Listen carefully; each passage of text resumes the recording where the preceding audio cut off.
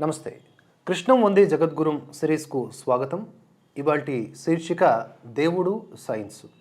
మీ అందరికీ తెలుసు, పోలిశెట్టి బ్రదర్స్ రచించినటువంటి కృష్ణం వందే జగద్గురుం అనే పుస్తకం ఆధారంగా ఈ వీడియో సిరీస్ అనేది నడుస్తోంది. మీకు వారు రచించినటువంటి పుస్తకాలన్నీ కావాలి అనుకుంటే దయచేసి స్క్రీన్ మీద కనిపిస్తున్న నెంబర్స్ని సంప్రదించండి. దేవుడు సైన్స్. విశ్వంలోని ప్రతి అణువులోనూ దైవశక్తి ఉన్నది అని హిందూ గ్రంథాలు చెబుతూ ఉన్నాయి. విశ్వంలోని ప్రతి అణువు శక్తిమయమని ఆధునిక శాస్త్రవేత్తలు కూడా అంగీకరిస్తున్నారు. రెండు సిద్ధాంతాలు ఒక్కలాగానే కనిపిస్తున్నాయి.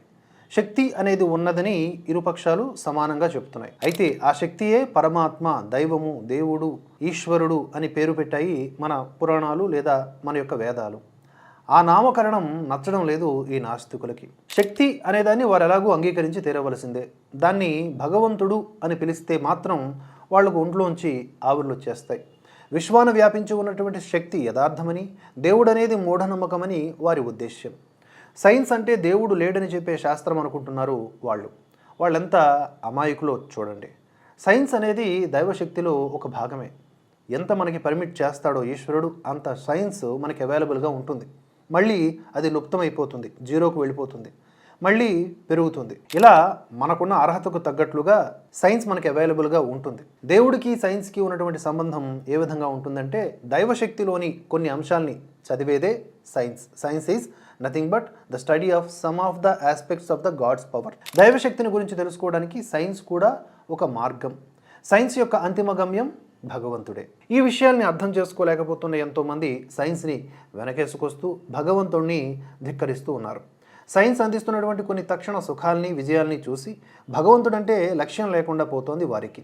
ఇది ఎలా ఉందంటే, శ్రీకృష్ణుని సైన్యం చేయగలిగేటటువంటి యుద్ధ సహాయాన్ని తలుచుకొని శ్రీకృష్ణుని చులకనగా ఊహించుకున్న దుర్యోధనుని ఆలోచన విధానంలాగా ఉంది. శ్రీకృష్ణుని సైన్యాన్ని నేటి మన ఆధునిక సైన్స్ గాను, శ్రీకృష్ణుని భగవంతునిగాను మనం అనుకుంటే అర్థమైపోతుంది ఇక్కడ. అయితే కొంతమందికి ఇక్కడ ఒక సందేహం రావచ్చు. ఆధునిక సైన్స్ కూడా భగవంతునిలోని అంశే అన్నారు కదా, మరి దానివల్ల నష్టాలు, అశాంతి కలగడానికి కారణం ఏమిటి అని అనిపిస్తూ ఉంటుంది. సైన్స్ అనేది ఎప్పుడూ గొప్పదే, నిస్సందేహంగా అది భగవంతుని యొక్క అంశే. ఇక్కడ విమర్శించబడుతున్నది ఆధునిక సైన్స్ను కాదు, ఆధునిక కాలంలో దుర్వినియోగపరచబడుతున్న సైన్స్నే విమర్శలో భాగంగా మనం తీసుకుంటున్నాం. ఒక కత్తి ఉందనుకోండి, దాన్ని మనం నిత్య జీవిత అవసరాలకు మంచిగా వాడుకోవచ్చు, లేదా హత్యలు కూడా చేయవచ్చు. దాన్ని వాడుకునే పద్ధతిలో ఉంటుంది తేడా.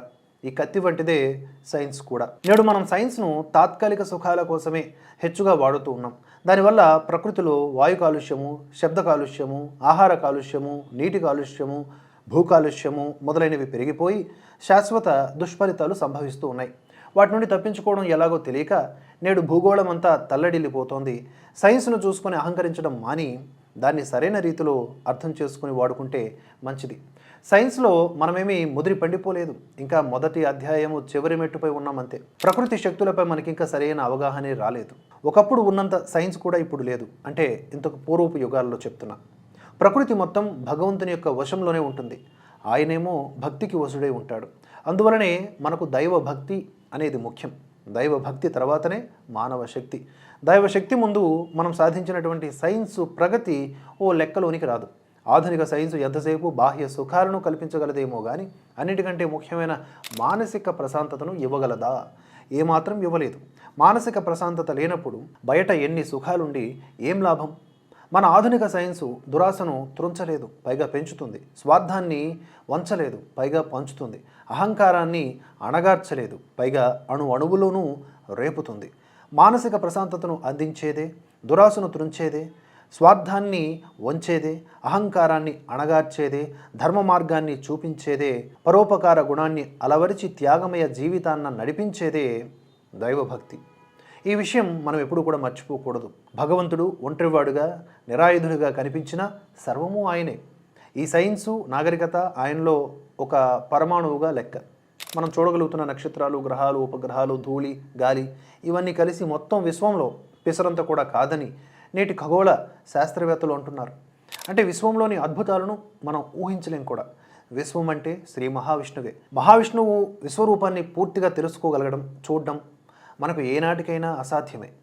సైన్స్ మార్గం కంటే భక్తి మార్గం ద్వారానే ఆయన విశ్వరూపానికి సంబంధించిన అనుభూతిని కాస్తైనా పొందగలం. తదుపరి ఎపిసోడ్లో కృష్ణం వందే జగద్గురుముకు సంబంధించిన మరిన్ని విషయాల్ని తెలుసుకుందాం.